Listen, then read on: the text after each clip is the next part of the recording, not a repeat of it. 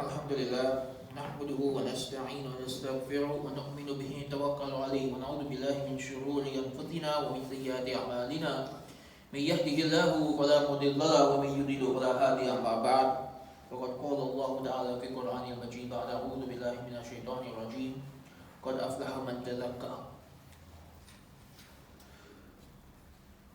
It's important that we take time to remember and to remind ourselves about some of the fundamentals of our religion. Sometimes we get caught up in detailed academic discussions on secondary issues and we forget about the fundamentals. So today is a reminder about some of the fundamentals. It's a reminder of an aspect of our religion that should be a priority every day of our lives and should be part of our journey through this world. And that is taking care of our souls.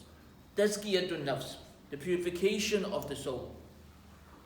The human being is made up of three fundamental parts. We have the body, we have the mind, and we have the soul. One of the problems with modern psychology and modern lifestyles is that while there is a lot of emphasis on taking care of your body and taking care of your mind, often the soul isn't even acknowledged as something real. And so there is negligence in taking care of the soul.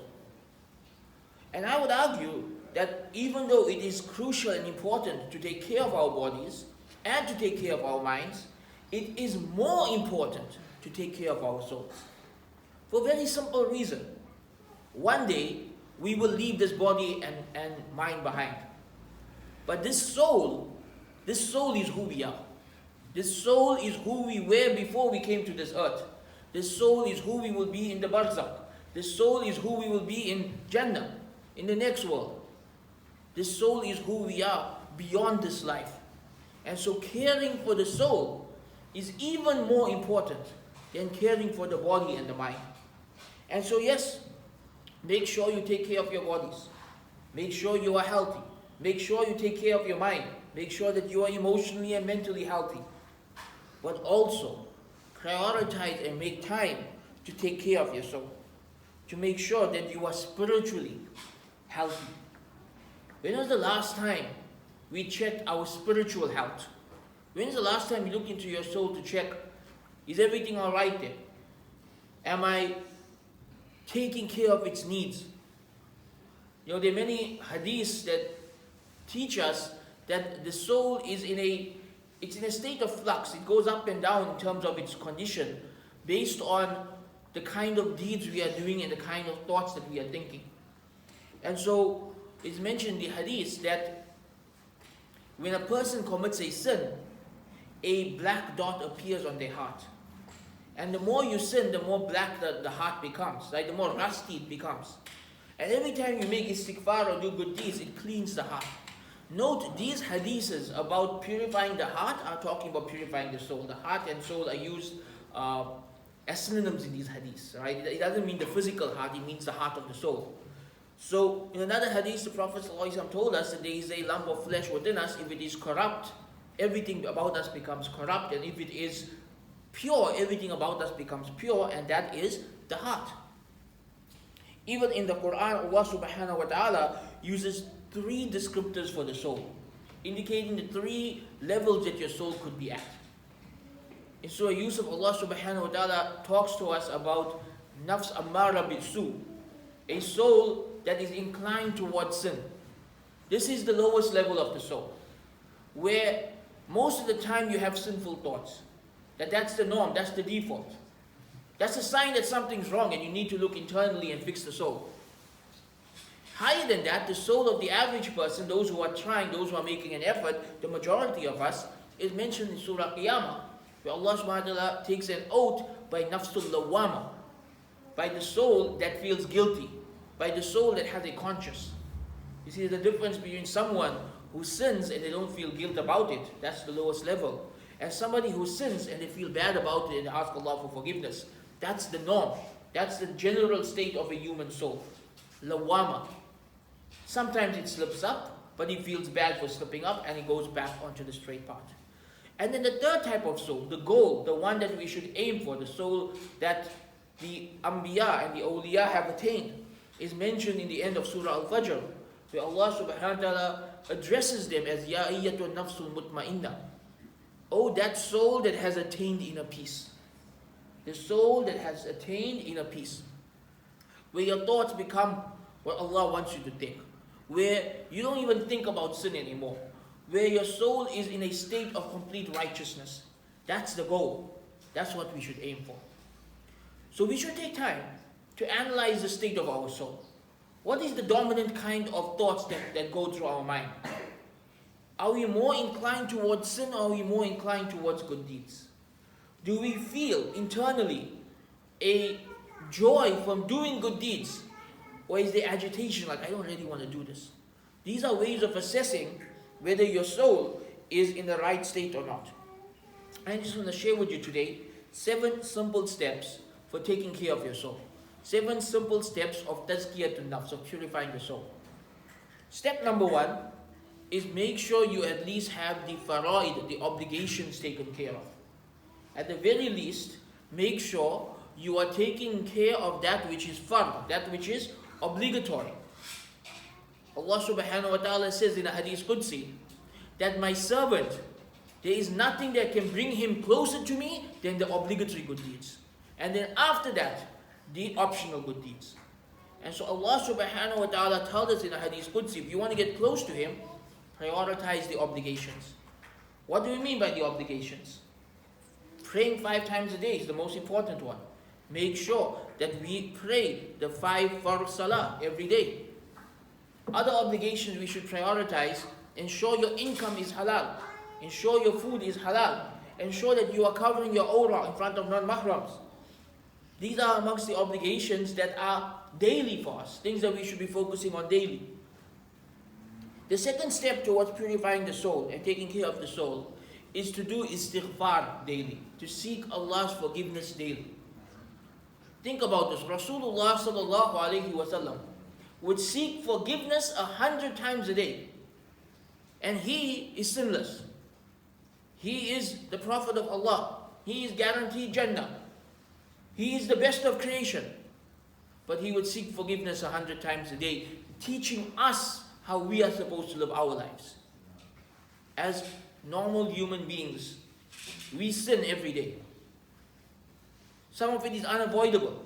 We are weak. We are imperfect. We aren't angels. We will slip up. The eyes will slip. The tongue will slip. There are mistakes that we make on a daily basis. How do you counter the negative effects of the daily mistakes? Istighfar. You find your eyes wandering, astaghfirullah. You find yourself saying something you shouldn't have said, astaghfirullah. Always follow up your mistakes with astaghfirullah.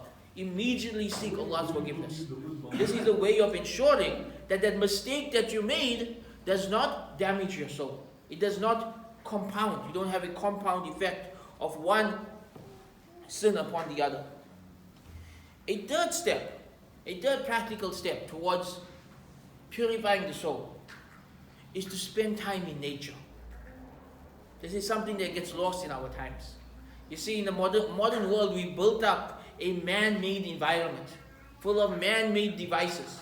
So we are always surrounded by things that we made. And in the process, we are disconnected from that which Allah made. Take some time to go outside. As the kids say, to touch grass.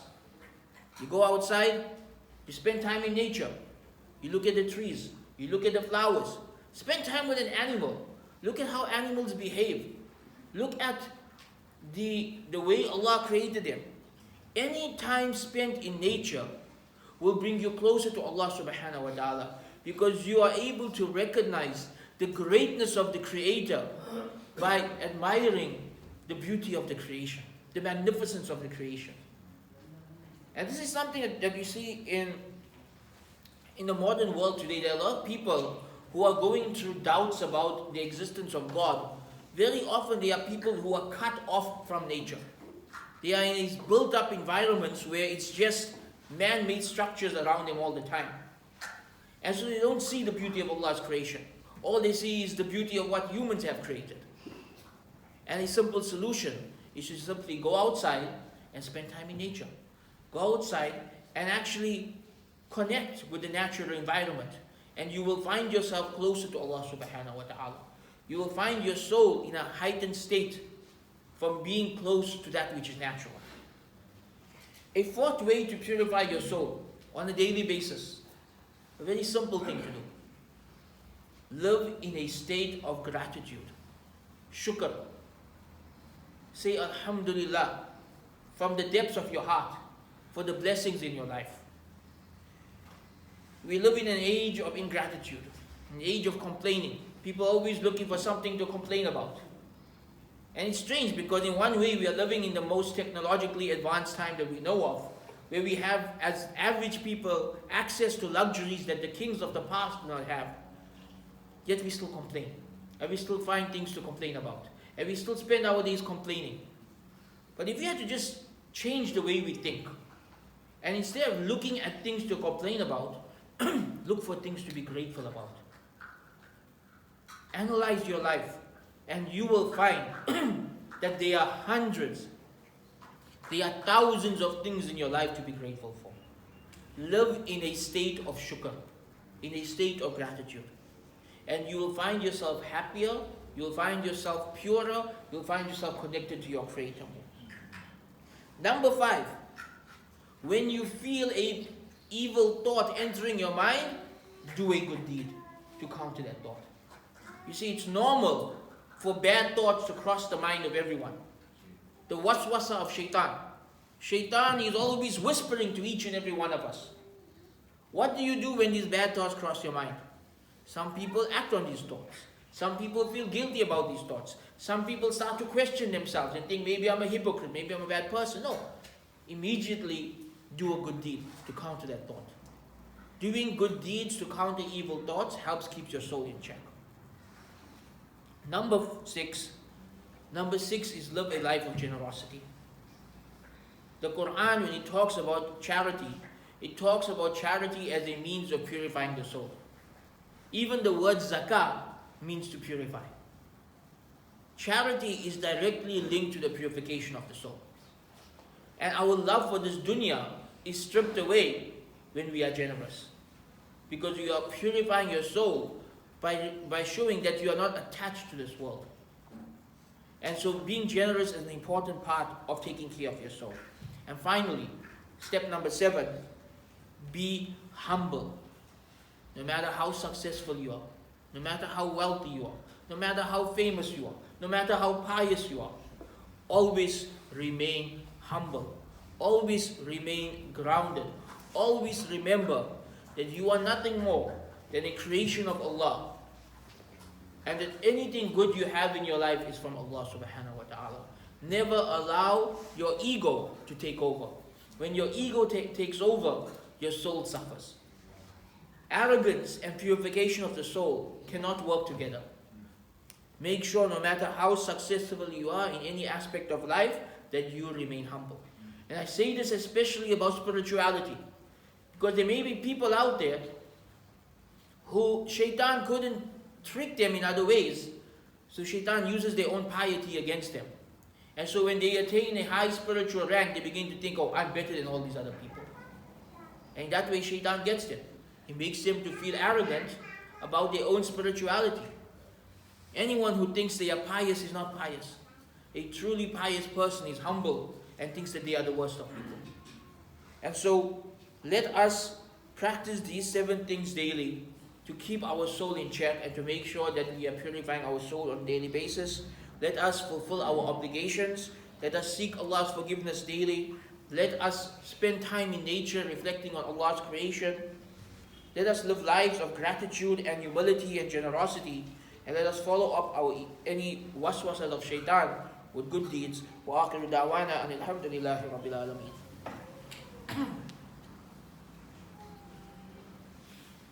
إن الحمد لله نحمده ونستعينه ونستغفره ونؤمن به توكل عليه ونعوذ بالله من شرور أنفسنا ومن سيئات أعمالنا من يهده الله فلا مضل له ومن يضلل فلا هادي أما بعد. There's 2 sides of purifying the soul. One is what you do to purify the soul. The other is what you avoid so your soul doesn't get corrupted. Right? There's two things. One is the things you need to do, the other are the things you need to avoid. We spoke about 7 things we need to do daily to purify our soul. Let's talk about 5 things we need to avoid daily. Because these 5 things are listed as things that corrupt the soul. Things that cause the soul to head off in a bad direction, to head down a dangerous path. Number 1, let us avoid unnecessary debates and arguments and disputes. When a person develops a personality of always arguing with people, then it's very difficult for them to self-reflect. It's very difficult for them to focus on their own souls. It's very difficult for them to prioritize their own internal faults, because they become obsessed with the faults of others. They become obsessed with what everybody else is doing wrong. And so a simple solution is avoid arguments, avoid fighting, avoid debates, as long as they are not necessary. Yes, sometimes they are necessary. Right? Sometimes someone is saying something really bad and somebody else needs to stand up and counter what they are saying and to tell, to express the truth. But most of the time, the debates and arguments that we get into are petty. Most of the time, the debates and arguments you get into are a distraction from worshipping Allah subhanahu wa ta'ala. I'll give you an example of this. It happens every year. A bunch of Muslims will go for Hajj or for Umrah, and they will spend their trip arguing with each other over whether this is acceptable or that is acceptable, and this is bid'ah or that is bid'ah, and this government's like this and that government's like that. They could be in the haram doing ibadat. They are sitting and arguing with each other instead. This is a distraction from shaitan. Do not have an argumentative nature. It is a distraction from shaitan to stop us from focusing on what matters. The second thing to avoid, bad company and evil places. The people and places you associate with have an impact on your soul. The Prophet ﷺ described bad company like going to a blacksmith. A blacksmith in the olden days, most of the young people may not know what a blacksmith is, or maybe they know from their video games, but a blacksmith in the olden days was basically the man who used to make weapons, right? So every time he strikes the iron, this dust goes everywhere. So the Prophet ﷺ gave it as an analogy that when you're near bad company, their evil effects will get onto you, just like when you're near a blacksmith, the dust will get onto you. You cannot enter a place that is dusty without dust getting onto you. That's the analogy given of bad company and bad places as well. As a Muslim, we should stay away from places where bad things happen. And also as a Muslim, we should stay away from people who corrupt our soul. This doesn't mean we should be mean to people. This doesn't mean we should cut off people. This doesn't mean that we should mistreat people. It simply means we shouldn't let bad people have an influence on us. We should be influencing them. Right? Number 3, we must avoid overeating and oversleeping and overindulgence in entertainment. Basically going to an extreme in anything halal. In fact, specifically mentioned in the books of purifying the soul to avoid overeating and oversleeping. Why? When you indulge too much in this world, even if it is halal, it makes you lazy. It makes you lazy. This is what happens when we sleep too much, when we eat too much, when we entertain ourselves too much, it makes us lazy. Now look at the modern lifestyle. How many young kids today, their life is just eating, sleeping, and entertaining themselves? What is this doing to their souls? Where's the balance? Where's the prioritization of their studies and of their ibadat and of their families? We need to understand what is important. Avoid oversleeping. Avoid overeating. And avoid overindulgence in entertainment. Number 4, we mentioned in the first list that if you get a bad thought, do a good deed. So what should you avoid? I won't say avoid bad thoughts because that's impossible. Shaitan's always trying to put the bad thoughts in there. So I would say avoid acting on your bad thoughts. Avoid acting on the waswasas of shaitan. Shaitan puts an idea in your mind, to the best of your ability, try to avoid it. If you slip up, make istighfar. But don't just act on every impulse. Don't just act on every thought that comes to your mind. Learn self-control. Learn to think before you act. Just because your body or your mind or a whisper of shaitan is telling you to do something doesn't mean it's the right thing to do. And finally, if you want to keep your soul pure, control what you look at. Control where your eyes go. One of the biggest corruptors of the soul is to look at that which is haram. To look at the aura of others with lust. And this has become a defining trial of our times. Because we live in a time where people have unrestricted access to this fitna. And people are going crazy because of it. People are becoming addicted to it. People are losing their iman because of it. We have to learn self-control. This is a test for us. This is a test for the Muslims of this day and age. To lower the gaze in the 21st century. When technology gives you access to all that which is haram. This is a test. And if we are able to do so, then this would be a major step forward in purifying our souls. If you are able to discipline yourself enough that you do not look at that which is haram, even when it is easily accessible, even when nobody in the world is going to find out, but you still discipline yourself and you still control yourself, this is a huge step forward in purifying your soul. So let us, inshallah, work on these things. Let us take the steps towards purifying our soul. Let's take our steps towards avoiding that which corrupts the soul. And understand that this is a journey. This is a lifelong journey. Nobody's perfect, nobody's sinless. But we have to be constantly moving forward. Each day, each month, each year, we should be better than before. We should be one step closer. And if we slip up, we seek Allah's forgiveness and we try again. If we mess up, we seek Allah's forgiveness and we try again. But we don't stop trying. At the end of the day, nobody gets to Jannah for being perfect. We get to Jannah because of Allah's mercy. You try your best, Allah forgives the rest. So let us be people who are constantly trying. Let us be people who are constantly working to purify our souls. Let us be from those who do not give up on trying to be from those whom Allah loves, no matter how many times we slip up. And let us be from those who are determined to get to Jannah. We ask Allah to accept from us. رَبَّنَا آتِنَا فِي الدُّنْيَا حَسَنَةً وفي الآخرة حسنة وقنا عذاب النار ربنا هب لنا من أزواجنا وذرياتنا قرة أعين واجعلنا للمتقين إماما سبحان ربك رب العزة عما يصفون والسلام على المرسلين والحمد لله رب العالمين.